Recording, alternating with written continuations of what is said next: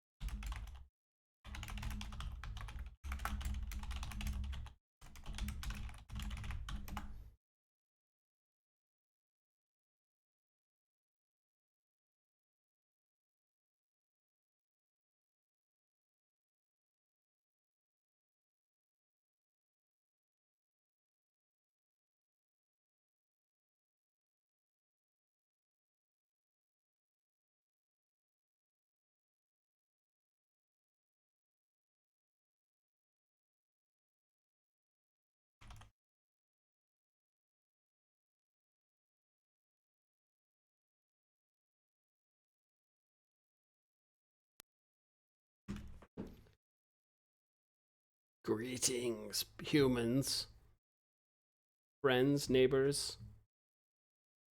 Here we go. So we are going to carefully scoot myself over into the corner like you do. We're gonna get out of Zoom call form. Hopefully my audio is okay. Hopefully everyone can hear this okay. I'm gonna test my other PC audio. Looks like the sound's coming in strong.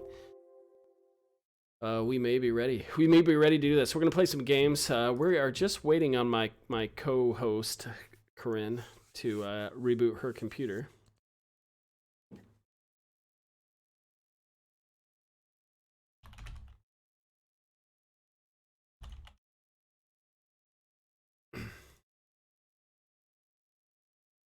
It's gonna be amazing.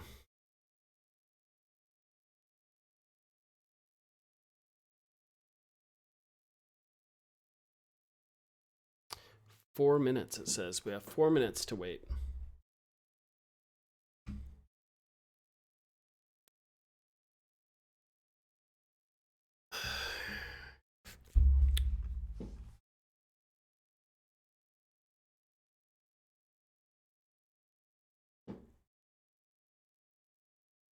Do I have the Stanley? I do have the Stanley. The Stanley Parable needs to be installed for one. Maybe playing that tonight. The Stanley Parable responds to your letters and emails. Stanley Parable Ultra Deluxe. There's an Ultra Deluxe version.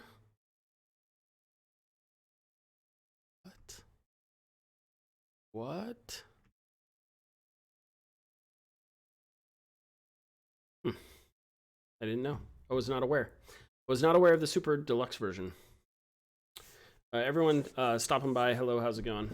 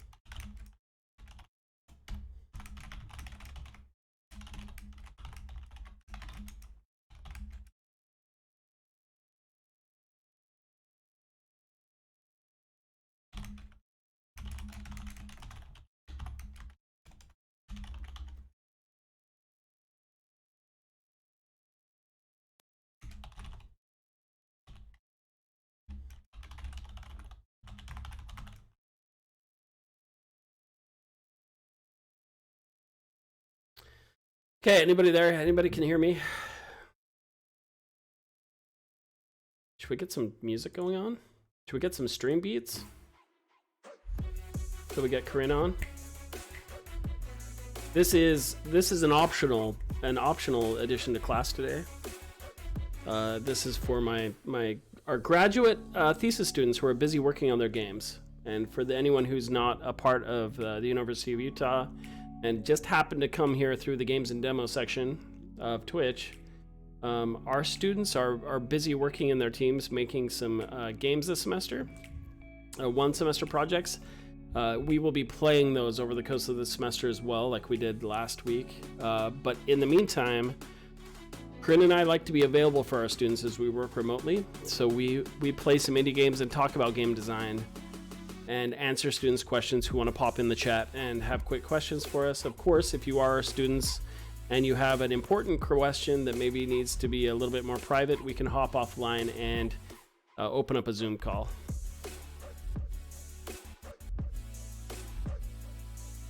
Oh, and I hear Corrinne is ready. Let's get her. Let's get a vidya of Corrinne.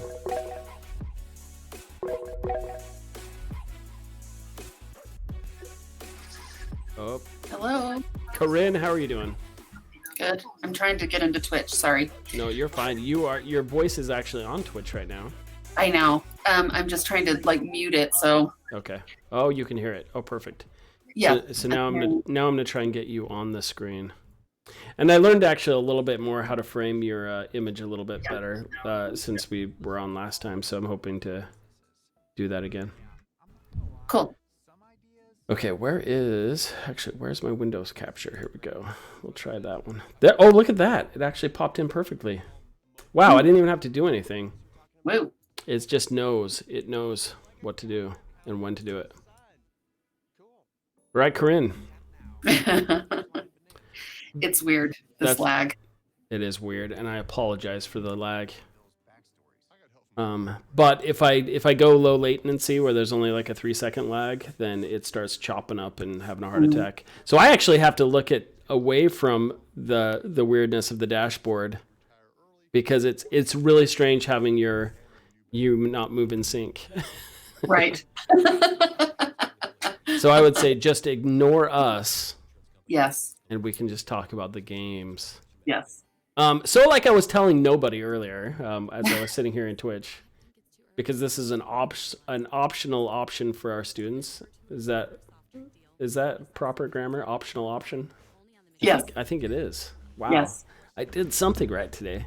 So we're going to play a couple of games. So the one I wanted to play was, we mentioned earlier, I saw this on YouTube a couple days ago, and it's a fan-made recreation of Ocarina of Time in Unreal Engine. And It has actually, been a long time since I actually played Ocarina of Time. and it doesn't matter. This I wonder if actually, I'm going to notice that. I think it won't. It actually won't matter, and we'll talk about why. Hey, Sarah.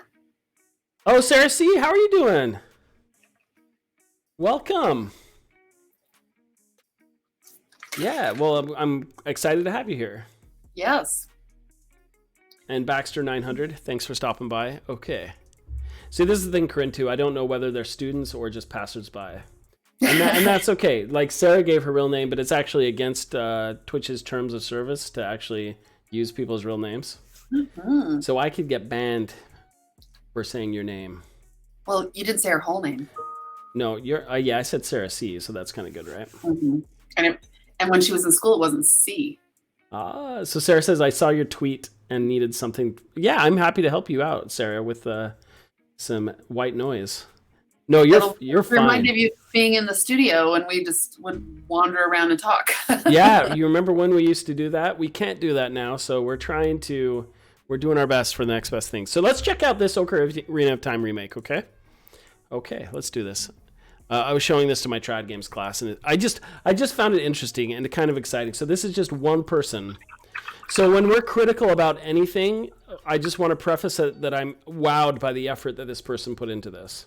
Mm-hmm. So we're gonna kick it off here, and it may get loud. Fair warning. If it'll play, what is going on? Come on, come on. There we go. Okay, so it says this isn't intended to be a game. The text goes by kind of fast. The Sheikah slate symbol means you can go into retro mode, and the one key is to activate the keyboard. So look at this. First of all, looks pretty good, right? Yeah. His feet are awfully big. Yeah, his feet are big, and I noticed this last night. And most people won't notice, but his boots are actually about an inch off the ground. It's pretty common in games, but I think it's kind of funny. It's kind of hard to notice. Mm-hmm. But, that's not a big deal. His feet are big. He's cute. He's a remake. So this is the looks like a ghost. This is the color of his face and the color of his ears don't match. What is that? They don't? I wonder if that's just the way it's looking for you. So here's one of the things on Unreal Engine has a pretty harsh bloom effect, which is going off of it's radiating from him, right? Mm-hmm. But it looks pretty awesome recreation. So you tell some time that we're put into the guards. Of course, this is more of a tech demo than a game, right? You can't interact with him. So he can't actually swing his sword. He can't jump. But what he can do, he does do the roll. So there is one mechanic in this game, and that's the roll. That's it. That's it. So it's not a game, right? So this is a tech demo. And this was I was talking with my students last night. This is an art piece. Yeah. So it's not built to be a game, it's built to explore. And I think the pedals on the ground. Yeah, so that begs the question, Corrinne, is it a game if you just enjoy exploring? Yeah. I mean, isn't that kind of what Minecraft is? No. I would say no, not at all. Okay. Minecraft's about collecting and building. Yes. Right? Yeah. So this one has that's the mechanic of Minecraft is you can whack those little stones and you're excited because you collect the different stone types. Some of them are harder to get. You collect those to build more complex items, and the game builds upon systems. Yes. So this one doesn't have any systems, as far as I can tell. So it's not meant to be a game. Huh. So, but you get closer. But the roll. So what good does the roll do? None. Though they have it in the Zelda game, right? So it's a recreation. Right. If you're playing a speed level, it makes you move a little bit faster, even in the Zelda games. I don't know if the roll actually serves a purpose in the Zelda games. Huh. I would love if someone in chat could answer that for me. I don't think so. I mean, you can sometimes roll over different terrain. Just trying to think about Breath of the Wild. I don't really remember rolling in that. I don't know why. I have to move my mouse over. Hold on.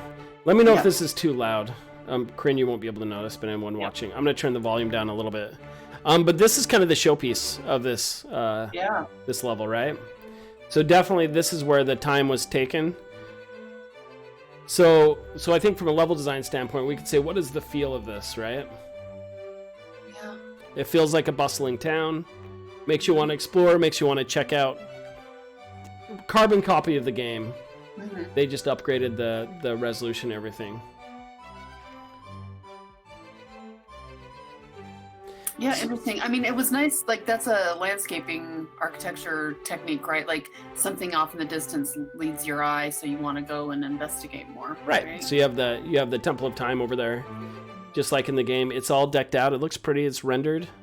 I want to show something off to contrast that piece with Hyrule Castle, which is, I think, over here. So look at the difference there. There's Hyrule Castle versus the Temple of Time. Right. Which one do you want to go to more?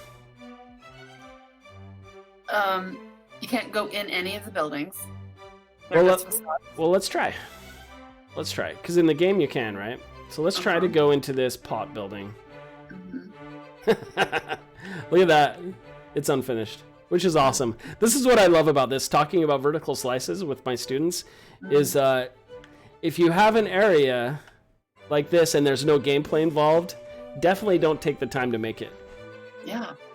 To me, this is the perfect vertical slice area.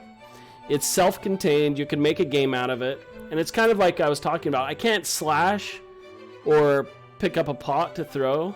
But if I wanted to make that the gameplay, I would maybe I could do a little Zelda speed run here where you have to pick up and throw 15 pots within 1 minute. All right, and that's the challenge. So that would turn it into a little game. That would change this from a tech demo to a game immediately. But yeah, you can't go in any of the doors. That's what I love. This dude only had 5 years to work on this. I mean, it looks beautiful. It does. You can tell he put a lot of time onto it. Yeah. Right? And so we talk about this with our class. You have either fast, cheap, or quality, right? So he didn't have so it wasn't fast, obviously. He only has one developer. So it's not fast. It's 5 years to do this. Mm-hmm. So let's go. So I want to go towards Hyrule Castle just to show this off. Because this is a good vertical slice. That stuff all in the background is all smoke and mirrors, right? So if you actually get closer, the further you get towards the end of this game. And I think he actually probably has plans to build the entire thing because this is all to scale. But notice here where the attention to detail is a little less as you get here. You see gaps in the rocks. From a distance, they look fine. I love this because when we talk to our students about how it's just smoke and mirrors, make it look correct for a distance, but it's okay for it to all break down. You can see the Hyrule Castle is actually roughed in, but it's just got one. It's not UV'd. It's just got the simple textures on it. It's just got like stone textures. And if you come out further, things will continue to break down. I'm pretty sure if I try to make it to the castle, I'll probably fall through the floor somewhere. Yeah.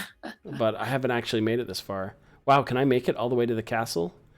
Well done, little developer. You can see that it becomes more block out at this point. Yeah, for sure. You've got cards for where maybe flowers will be, grass will be in here eventually. So are they is there a developer node? Are they updating things? I think it's just him. It's just one guy's little passion project. And I think he is. He has a YouTube channel. I can share it. He's showing what he's doing. Yeah, this is... It's going to be hard for him to add combat or of any kind, isn't it? Why? At this stage. I don't know, isn't it? That's a good question. I think, so if I was saying if you wanted to test that out, like if you had just a fodder enemy in here and you give me a sword slash, it would give me something to do. Or even if I could, these tufts of grass, if I could go hit them with my sword and they turn into a rupee, right? Mm-hmm. That now turns into a game before me because I have something to do, even if it's not like a big challenge or anything. It's just like you'd be amazed how many people just sit and cut grass in Zelda's games and are just excited to do it ad nauseum. These are great block out stairs. I think this is when I talk to my students about blocking things out. You don't actually have to have the stairs, just have the idea of them. This reads as stairs to me without actually spending a lot of time on it. And then you have the castle up here. I've never actually made it this far. But you look back in the town, it's like all gone. You can see what was important and what wasn't. Oh, so I think I can just fall right off the cliff here. So we'll go back. This is kind of funny.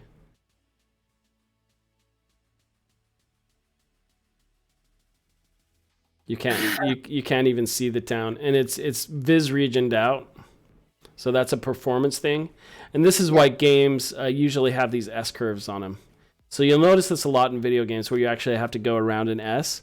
That's because for performance, they're hiding what is going to pop in. And they want that to pop in off screen so you don't see things like this happening, which is kind of cool. So right here, and I'll just, as soon as I enter that region, it pops in. Normally you hide that with something that would obscure your vision, so it doesn't look like the city's just appearing from nowhere. And then you can hear no sound over there. This is the vertical slice section. So if you were trying to pitch to a bunch of investors that I can do a faithful recreation of Zelda, like this is it. This is what shows off the potential of your game. So that the investors can say, yep, I do have faith that you can do that. Let's put a little gameplay in here and this will pay it off. That is, at its core is the definition of a vertical slice, right? It doesn't have every feature implemented, but the idea is there. So even here, here's the Temple of Time. Yep. And they did implement this in here, so it goes to the original camera from the game. Oh. So you can hit the select button, it'll switch, and here it switches your camera over to Link as it goes. So this is just like what they did in the game, right? Yeah. Can you get in the building? No, and I'm super upset about it. So if I dodge roll just right, I can actually make it up part of the stairs. As you can tell, I've tried to do this, tried to make it up. But I can't actually get inside the building, and it makes me super sad. But it is pretty. They did a really good job. Yay. What's that? You got up there. Oh. I mean, you got up the stairs. Can you link the YouTuber? I think I can. Like. Yeah, let me. What do you mean Link? I think they meant Link. Okay. The Adventure of Link, the YouTuber. Right. Yeah, I'll find him. Let me find him real quick for you. Should be like in my history here. Let me type. That water looks nice. It does look pretty.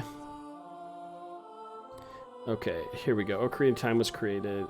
Wait, so whoever made this one has Inside the Temple of Time, and that makes me mad.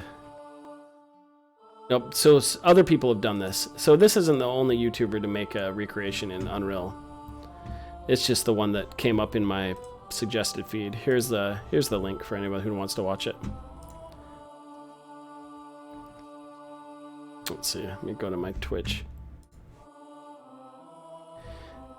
Paste. Heavenly Striker, do not be, you know what? Feel free to, this is a casual conversation. This isn't like a podcast. It's not class or a podcast interview. This is Corrinne and I just being available for our students during class so that they can hop in if they need to. And we're trying to at least continue the conversation of game design. So if anything, it actually makes us better professors because we're talking about what we're teaching. So here's what's kind of cool, Corrinne. So to see this beautiful water, I just want to jump in it. Yeah, and you can't get in there? Oh, you definitely can. You drowned? No, there's no Z-death or anything. So you just, I love this. Oh, that's fun. Yeah, so this is fun too, and I talk to my students all the time about this. It depends. Are you handing the controller to like somebody else to show off your game, or you're showing it off yourself? Yeah, right. Because the trick is just don't fall into the water when you're showing it off as a tech demo. And so obviously this developer's not making a game. He's just working on the art. This is solely an art project. So I'm going to reset it. Well, it's definitely a nice portfolio piece. It's a lot of stuff on just one art piece. Yeah. It's interesting. Yeah, what I love too is so really the focus was on the main village, obviously. So we're just going to look around at it a little bit. Some of the stuff you can't really enter. It's a faithful recreation, and I'm sure they learned a lot doing it. Mm-hmm. So you can run through the back alleys. Mm-hmm. Talk to the old man here. Hey, buddy. Notice that all the sound is implemented in this main area. Once you get outside, it's all gone. Because each of these, when we talk about sprint review, each of these was a task that this developer had to do. So you think each one of these characters was modeled in ZBrush. Then it had to be textured. Then they had to make a game res version of it. You know, they had to texture it, they had to rig it, then they had to animate it, they had to implement that. Some of them will hum and haw when you get next to them. All those things are tasks that go into the sprint review. So over 5 years, I can imagine why this would take that long for a single developer to do it, because you think each character is 2 or 3 weeks, right? Especially if you have a full-time job. Yeah, I was assuming like he has to, you know, pay the rent. I'm assuming. Yeah, so. unless you're Isaac Kellis, and then it's like it's 2 hours per character. So let's run outside real quick. I do not remember that the guards in this had shorts on. They didn't? I didn't remember that they did, but they definitely here do. I think they did. I think they must have. Yeah. I don't. Anyway, so this is kind of cool. You get out into Hyrule. You have the epic music going on. It's all to scale. It feels like it, at least.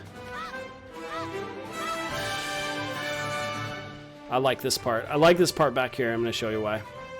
Actually, let's run up to Lon Lon Ranch. You know, one of the things about just Zelda in general is they do like environments and terrain really, really well. Yeah. I love this. I love this smoke and mirrors. So this is game dev in general. So a lot of early game developers think, well, if that stuff's in the background, it needs to be all detailed out, and it really doesn't, right? So they probably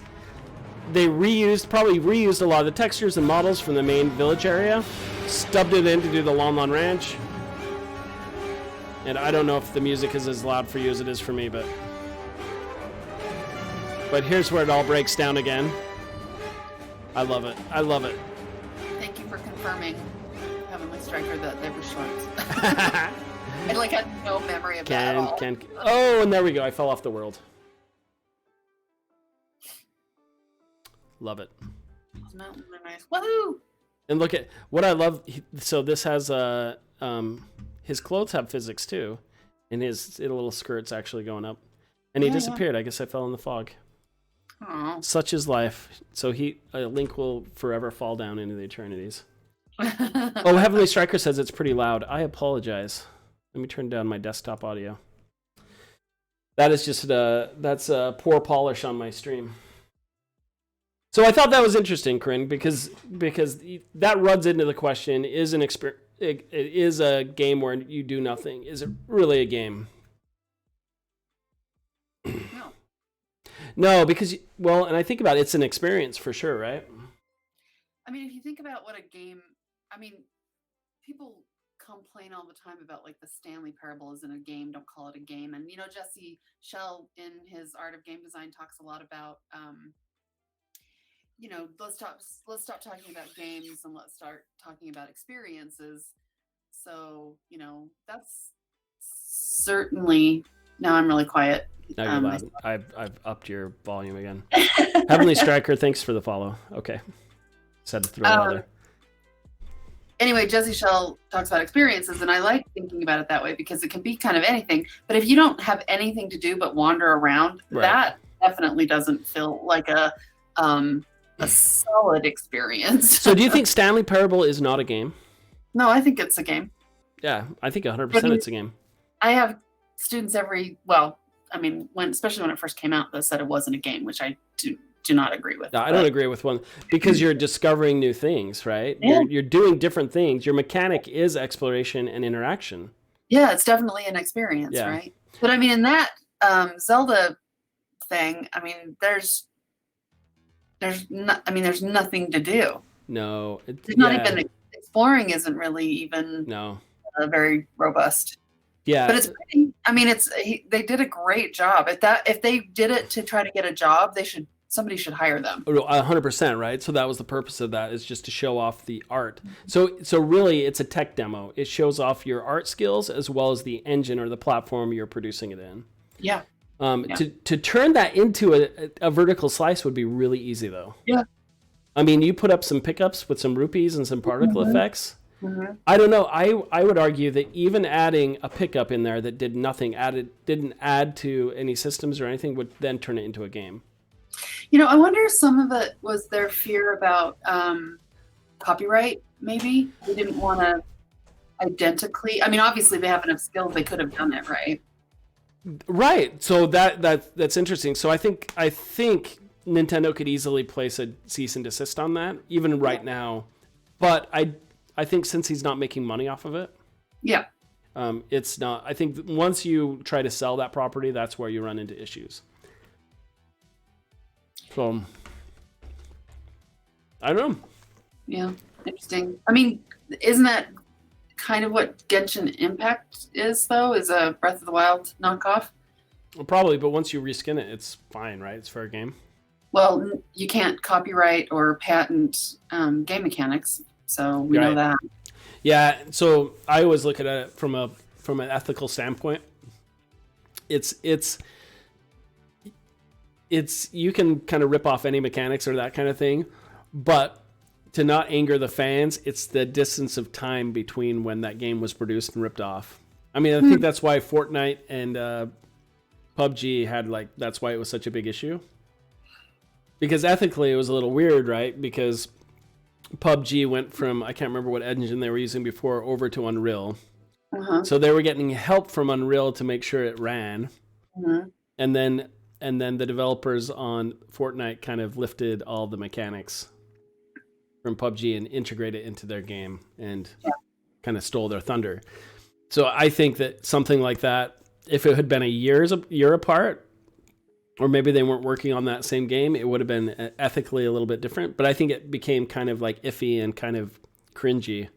Yeah. Because of the dynamics. Yeah, I mean, there was a lot of complexity there. Yeah. Okay. No, sorry, go ahead. Thing at Sundance, they had a bar that they had rented out, and we got to see Fortnite. That was crazy. And that's actually how they were describing it at the time was, that game, PUBG. It's like that, but pretty. Yep. So here's what I think happened in that scenario. Sorry, I'm eating a waffle. My kids brought me some waffles. I'm drinking my coffee. So we were just talking earlier with our grad students who do skunkworks things. I actually think, because I played Fortnite before it was Fortnite, before when it was just the builder and they would spawn in waves of enemies. And to me, the game was really pretty and really cool. But we would play it on Fridays. At 3:00 on Fridays at Disney, we would play some games as a team. And a few times we played Fortnite.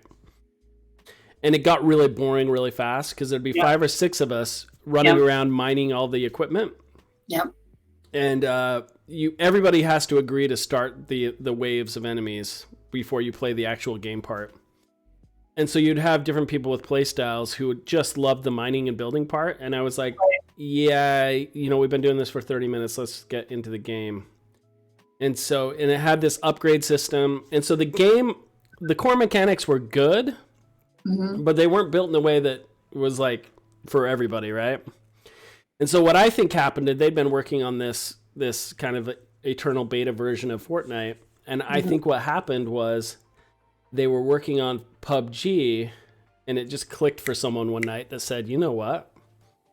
I could integrate these mechanics into this. I bet I could do it in one night. Yeah, right. And so they probably had some guys stay up late one night, unauthorized doing it, right? And I bet the next morning they showed it off to their colleagues and everyone at work, and they were like, dang, this is fun. Let's publish it. And I think after that it's history. I don't know. I have no insider information. I have no idea how it actually occurred, but in my mind that's how it happened. I don't think it was some some big nefarious plan to lift all this stuff. No, because they can't. All of it is all based on other stuff anyway, So it's you can't really get mad at them for doing something that was more successful. No, game developers just always trying to make things fun. You've got the suits who are worried about the finances, and then us game developers just want to make something fun that people will play. That's what we care about. Well, we've been talking about suits and devs for so long. I feel like that is starting to that divide is starting to break down because so many people are, um, you know, game developers are becoming the suits. They're starting their own companies and things like that. Yeah. I think that's actually one of the reasons why Valve is so successful, right? Because they really are developers and players, and game developers Yeah, Valve is great at that. thought about something that's really different. Yeah, and I've heard at Valve is you come up with the idea and you're kind of in charge from beginning to end, and a lot of them, the roles are really melted in where you'll do the animation, the effects, like everything, and the scripting. And Well, they're not really making games much anymore, but right. I mean, Steam is a juggernaut. Well, no, they're gonna make Half-Life 3. Yeah, Right? That's coming out this year? sure. All right. We'll see what happens. Okay, I'm gonna show you another game. Have you played Super Flight, Corrinne? I have not. Okay. So this is what I consider kind of the antithesis to the one we just played. Okay. The other one was Thinking you don't know what you're doing. yeah. So we went like beautiful exploration to this one. I feel is like focused in core mechanic. Okay. Right, without an emphasis on the art, although I think it's very pretty in its own way. So we're gonna hit the play button. This one I think was a 2 or 3 person team. I'm not sure. I should look into it. Made in Unity. Grizzly Games. Reminds us of kind of like the logo that would pop up for a student game, right? Yep. So you start off right off the bat. There's no like intro, no controls to tell you. I think when you have a controller in your hand, you just assume you push A, right? Yep. So we're just going to hit play. So you have a current score, a high score, and a best combo up front. So I'm just going to hit A. And this may take a second for you to actually see what's happening. But can you see what's happening? I haven't pushed a single thing yet. So actually, I'm just not going to push anything on the controller. And I've already gained some points. Kind of weird. I'm flying out here into nowhere land. Oh, I wonder how long I can go without pushing anything. So, and this will take a second for you to cut up. With only pressing A and starting the game, without touching the controls whatsoever. Like the question is, what did we learn? I think we learned every single mechanic in this game. Whoa.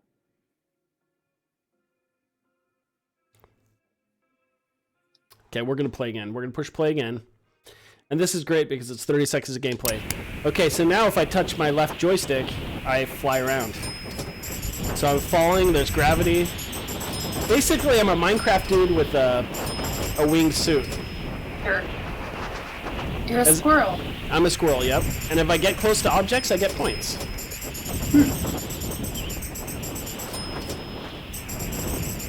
See these little pixely things? We're going to hit one of those. So I hit a portal, I got 1,000 points, it put me into a new world. What are the points doing for us? You're getting the high score. Okay. That is it. I think I've seen this game about every year. Yeah? Yeah. But this one is very polished gameplay. I mean, the environment's gorgeous. Yep, and it's all procedurally generated. Yeah. So you get a new one every time. So I just died. 30 to 60 seconds of gameplay unless you're really good. The danger is actually getting close. The closer you get to objects. It's like Crazy Taxi, if you remember playing Crazy Taxi. Yeah. If you got really close to another car, you got higher points and combos. If you hit them, you're kind of screwed. So very simple, right? I actually love this game as a proof of concept for just the simplest mechanics because it only uses the joystick and the A button to start the game. Mm-hmm. You can actually push A to restart it, but it's super addictive. They've polished that mechanic. And one things I asked my level design class is like, should they add more stuff to this? What could they add, right? Mm-hmm. And immediately they'll start saying, well, pickups and maybe something that does a speed boost or gusts of wind that shoot you up, right? So you could sit and add to the complexity of this game all day long. Mm-hmm. But it's kind of like we talked about, what is the core gameplay? What makes this gameplay fun? And if you removed any of it, would it ruin the game? Would it no longer be this game? Right? So if you removed gravity, it wouldn't be the same game anymore. If you removed flight, it would not be the same game. No. And I would argue too, you could remove the point system and it would still be the same game, but it wouldn't be as fun. Well, the high score is the reason why you're doing something. It tells you why you're flying around, right? So that's kind of the narrative hook. It's like it's like breaking the fourth wall, right? Yep. So oh, snap. But yeah, so I love these two examples. So we just saw it like two little vertical slice versions. I would actually love it if our students made like a game like this. Yeah. Because it's addictive and it's replayable. I can play the whole game in 30 seconds. Yeah, I mean that's the thing about having a mechanic that's solid, feels good.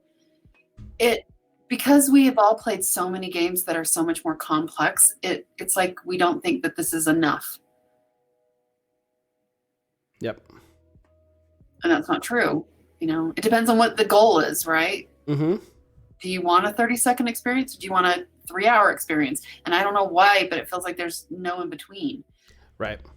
Exactly. So, and I think that, so when you talk about games doing successful, I think this one was sold for $1.99. Oh. Mm-hmm. And they sold a ton of it. And they actually did a follow-up game to it. I think we could actually check that out really quick. So they took this idea of a simple mechanic and it's casual. And I'm not sure their other game was as successful, but let's check it out. I think I bought it. Stuff. What's that? They probably added stuff. They did. So the next game is supposed to be kind of a chill game too. Mm-hmm. Where is it? I think it's called Islanders. Have you played Flower or Flow? Ever played them? I probably have. It sounds familiar. They were the precursors that game company did before Journey. Oh, okay. Was that the one for PlayStation? Yes. We should check it out. I could do a Google of it at least. We're on there now. I thought I had Islanders. There it is, Islanders. So this one has kind of the same aesthetic. Sure. So we'll look at it really quick. Doing that again because I mean, whatever they did looks great. Mm-hmm. So the idea, I think, with our games is accessibility. Yeah. That it's just, so we talk about this with affordances. It's something that should be, and this is something I think our students should focus on, is it should be immediately, the player should immediately know what to do. And that's what kills me is like, no offense to our grad students, I love you guys so much, but when you hand me a control sheet before I play the game, and it's got like, you have to do this to access the inventory, to throw a grenade, it's like Control plus Z, and to do this is all this stuff, and I'm like, it's just too far down the development route. It's like everybody wants to make a AAA game. Yeah. And nobody's really, I mean, I think some people can figure out how to scope down, but it's hard. I mean, that's all they've played. Right, and so you have games like, Civ and what are some other, I'm not sure, I haven't played Witcher 3, but everyone talks about it all the time. It's one of the bases. And then you have like Dark Souls, right? So you have massive sources of inventory, weapons, upgrades. Like it's super complicated, right? Takes some time to learn and figure it out. And the thing is, part of it is they've poured so much development time into the environment, the mood, the feeling. And so you're willing to invest the self-education to learn how to play that game. Mm-hmm. And that's one of the rough things about an indie game is you don't have the marketing, the name, the brand behind it. And I look at this all the time as like when you're talking about even growing your Twitch channel or your YouTube channel, right? Most people, what they do is they say, I want to do what PewDiePie's doing or Ninja's doing. Yeah. So they've grown such a huge audience that it does not matter what they do. Yep. Dark Souls has grown such a huge audience that it doesn't matter what they do. People will play it, even if it's complex. Yeah, I mean, I think that it became really popular. And so, sometimes you have that zeitgeist, right? It's like, oh my God, all my friends are playing this game. I'm gonna have to start playing it. And then people are like, well, I need to keep playing. Yep. And you just can't ever count on that in a game. So that's why games have to be like, they took a real risk with Dark Souls. Right. And it paid off, right? They had the money and the marketing, and they could have just as easily failed. So here's Islanders. So this one's a mouse game. So we're gonna click new game. We're gonna see how similar it is to what we just played. So the other one had fast-paced action. This one's more of casual, chill version of it. Game. Yeah, can you hear me? Yes, I can hear you, but did you see in your email? Do you have your email up when you Twitch? Probably not. I can get it open. There's some good news in there. I just wanted to tell you since I have you right here. Oh no. Yeah, I always get nervous when someone says check your email. Good news. Oh, that's awesome. No. Oh, yay. I am so excited. I'm really excited. That is fantastic. I think you want to know. Yeah, that's awesome. Okay, so back to Islanders. No spoilers. Yeah, we won't share. I want to really badly. So WSD. Okay, so this is the tutorial. Okay. Basically, told me to move around. Q and E. Now you show me you can rotate the camera. Oh, I can. See how good I am? Mm-hmm. Q and E rotates. WSD moves. Okay, so strafing and okay, no big deal. Rotate the camera with the, or I can use the. Oh snap! Don't do that. So, Yikes. so that the problem with that is not the game's fault. It's my fault because I'm using a shared mouse between multiple. Oh, right. So we're gonna avoid that. Okay, so here's the little world here. So I'm gonna hit the plus button. So now I need to pick and choose. We can choose lumber pack or a seaweed farm. Whoa, that's fascinating. Yeah, isn't it? I don't know what to do. Which one? Should we go seaweed or wood? Because I've never seen a seaweed farm in a game before. I have never either. I've definitely seen a lot of lumber places in games. I want to choose. I think I'm going to choose seaweed. Yeah. Okay, so now we have a pack here. So we have a seaweed field, and apparently we get points for that. And we have a seaweed farm. I like the art style. Yeah, it's really pretty. So we get points for... So we can place this anywhere within this circle. It's kind of an interesting color palette. Mm-hmm. So I don't know where to put this. We'll put it... Oh, you get points depending... Don't you want to be over the ocean? I would think so, right? Yeah. So it's red when I can't place it. Oh, gotcha. And it looks like plus 10. I get points wherever I put it. So we're going to set it here. Okay.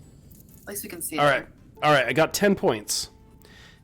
It says 10 of 20. What does that mean? I don't know yet, but it's... You have one more.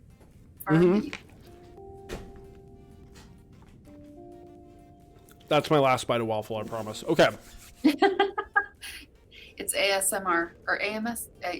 Yes, ASMR. I never get those things right. Yeah, okay. Don't do that. Okay. Don't do that.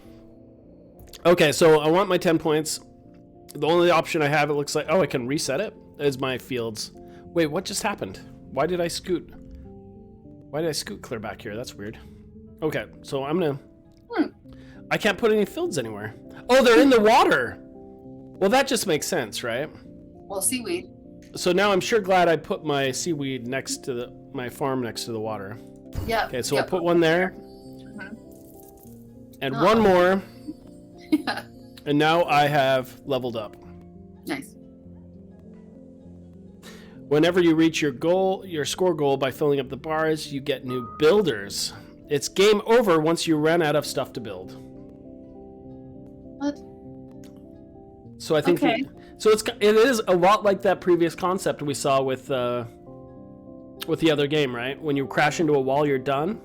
But the closer you get points. So this one, if you score well, you can keep playing. If not, you're done. So this is a high score game, similar to the other one.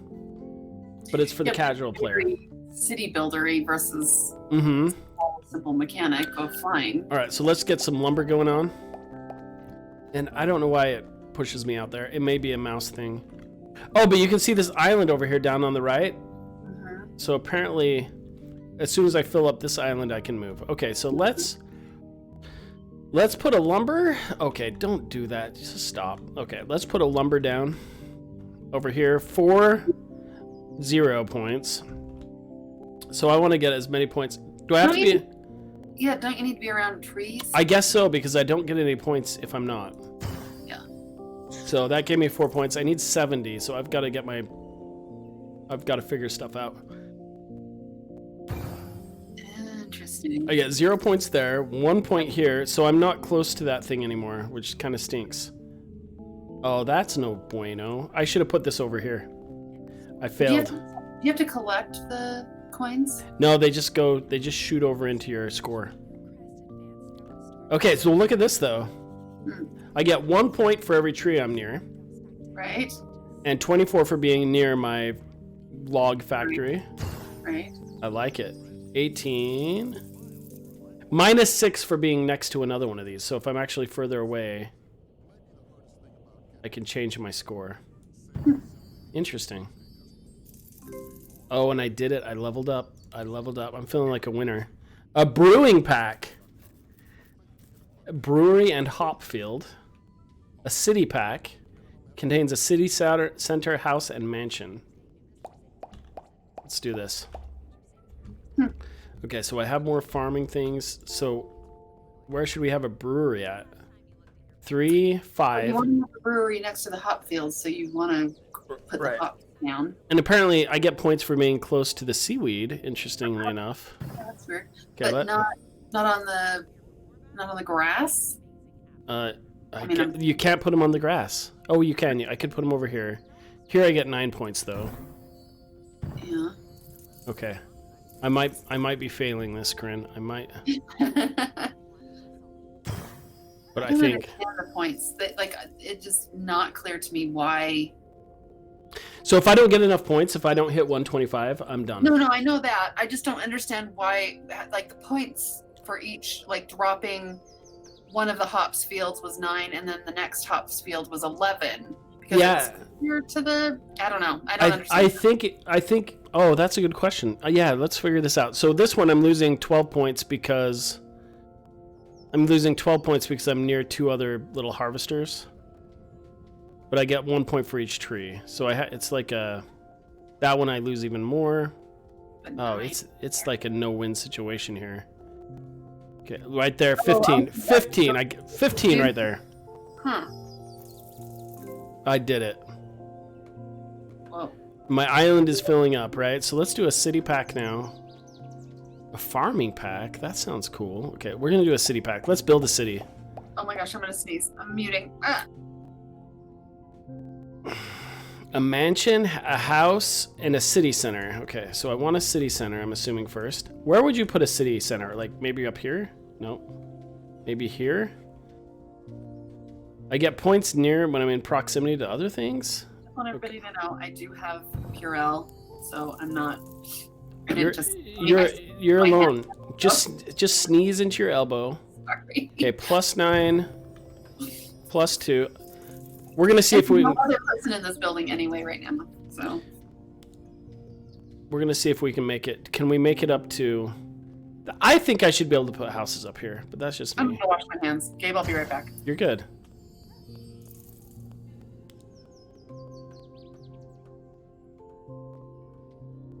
Oh man, I get no points.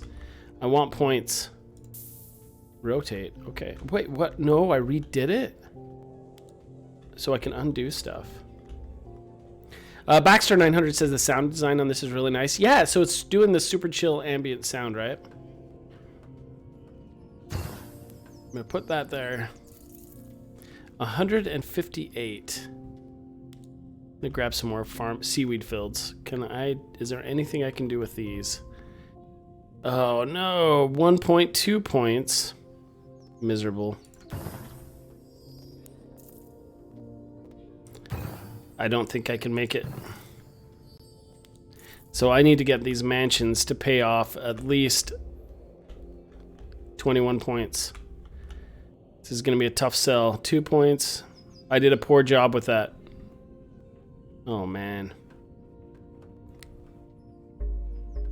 I failed. My island is not going to progress. There we go. I want to lose.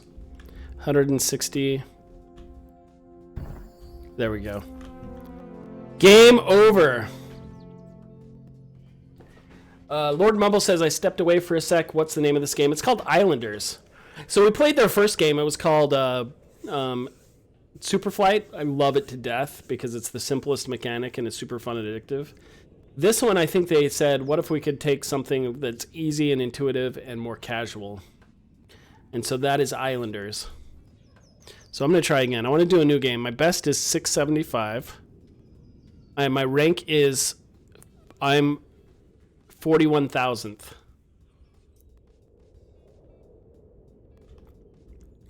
So let's try. Oh, wait. Okay. High score mode. Oh, this is cool. It just wishes you off into a new island. Sandbox mode, I think you can keep going. So here we go. We've got a new... In the building. Oh, hey, how's it going?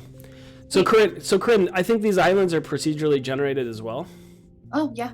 So they change every time, so you never play the same game. But I died while you were gone.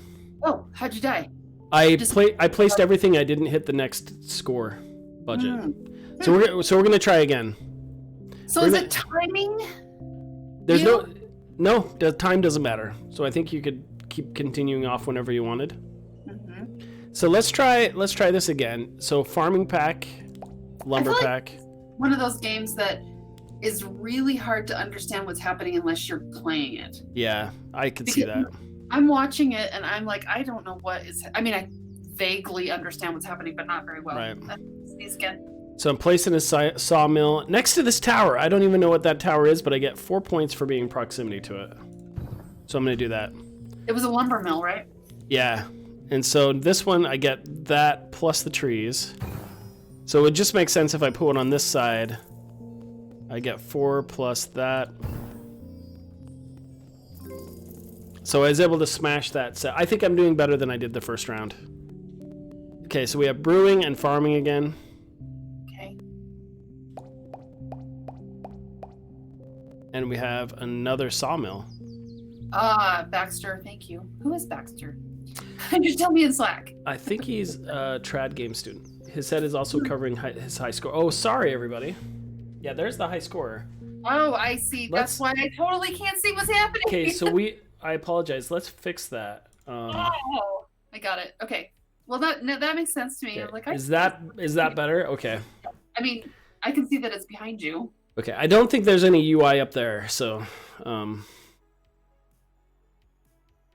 Okay, so this should be easier to understand what's going on then. How dare I? And I think... Okay, so Corrinne, where you are too, there, I'm going to show... Actually, I'm going to move you too. Because you're covering some... Now. There we go. So we're going to go up here. I think we're blocking the UI a lot less. So over here on the right where you were, you can see there's an island there.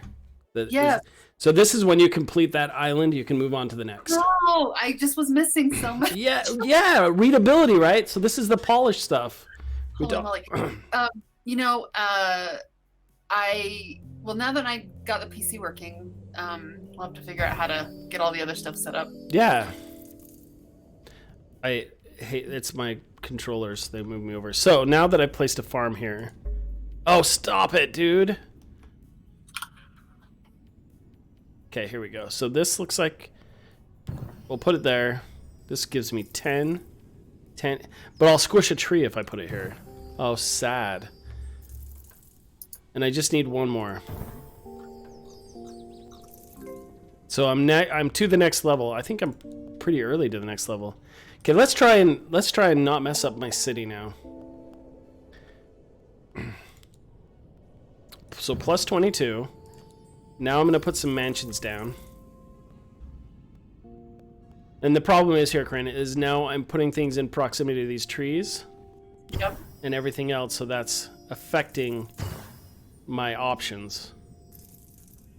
But I think we can do this. So that's 7 for a house, 8 for another house. We're getting a little bit congested, but we're okay. Got another field. Oh, stop it. A shaman! I want a shaman. That sounds like fun. Yeah, Sorry, my Duolingo keeps binging my phone. Like, oh, you're hey. fine. Okay, let's put up a shaman shack. And that drives me nuts that I go back there. +5. I get less points because it's near the... I lose 10 points because it's near my city center. Apparently they don't like to have shamans near the city. Well, shamans are nature loving by nature. So I get points for having him up here. 12 points for being near rocks then. So we'll do that. Isn't that interesting? So you're right. Another city center. Mm-hmm. Okay. I think we may finish this island, Corrinne. You should be excited. Well, I can see you're, well, with the lag, I can see you're at 156. Less fast-paced like the other game, though, isn't it? Definitely. So which one, I'm just curious, which one's more entertaining to watch? The flying. The flying one? Might crash at any moment. There's a lot more tension to it, right? This one's a casual... Very cash. I mean, I'm a big city builder fan, so I don't mind this. It's now that I can see the score and stuff, it's still not that readable. To see what's happening. I mean, I can see what's happening, but it's kind of like, well, why am I doing this? Like, I don't know. Which one would you rather play? I think longevity, I'd play this one. Mm-hmm. I for just a short, quick, fun thing. The flying one is definitely more interesting. Check that out, though. I got a new island. Pretty excited about that.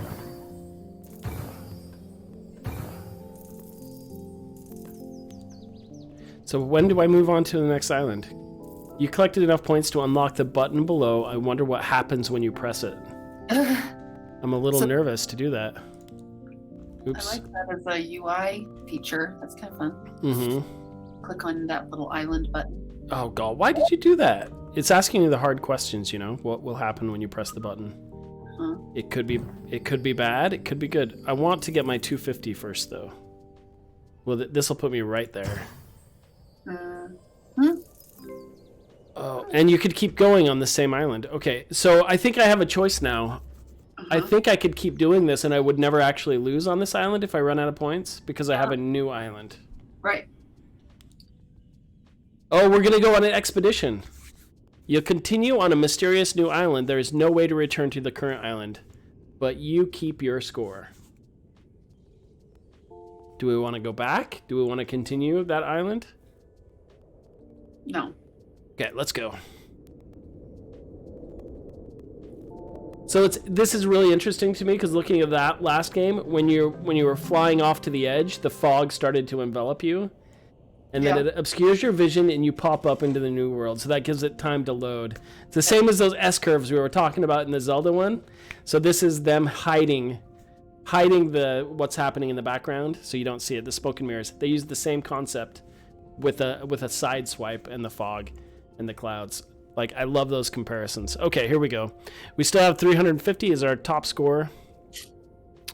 And we have a much bigger island now. Look, there's some gold over there in the corner. Oh, yeah. Let's do some farming. We're going to pick an open space to do some farming, I guess. Man, you know what? Let's make our... This looks like a good shaman spot, or up here maybe. So we want to be away from trees because we don't want to stomp them. You know what? Just because I want to make my people work. They have to climb up here to get their food.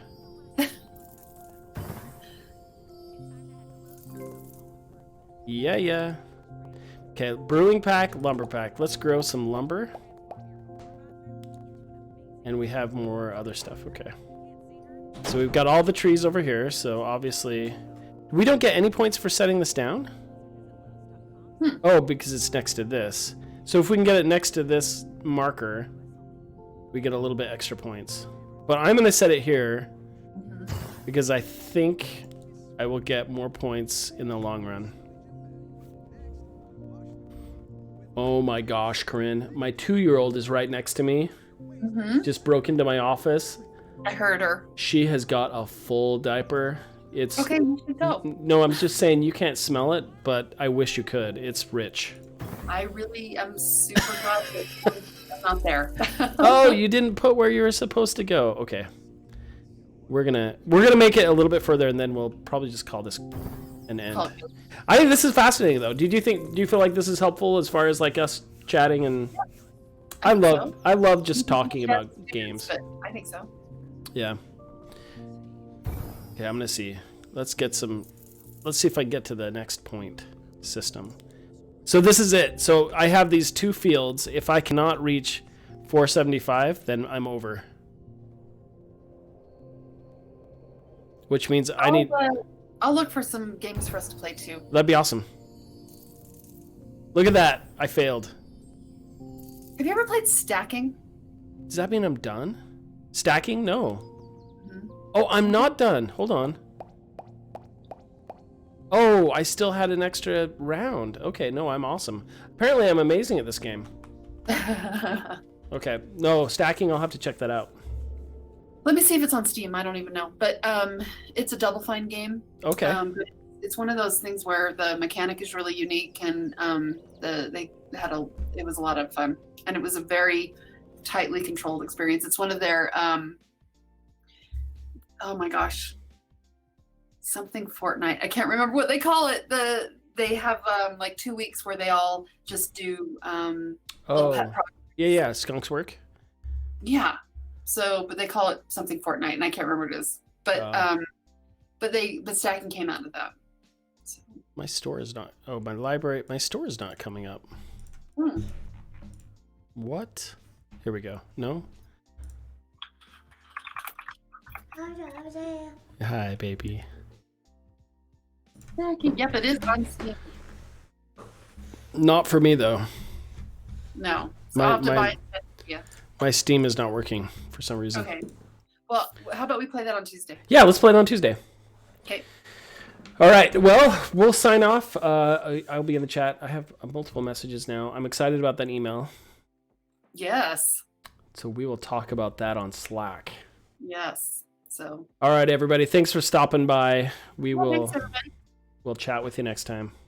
Yeah, we'll see you in Slack if you're a student. Check you on the flip flop. There we go. See you, Sarah. Bye, Sarah.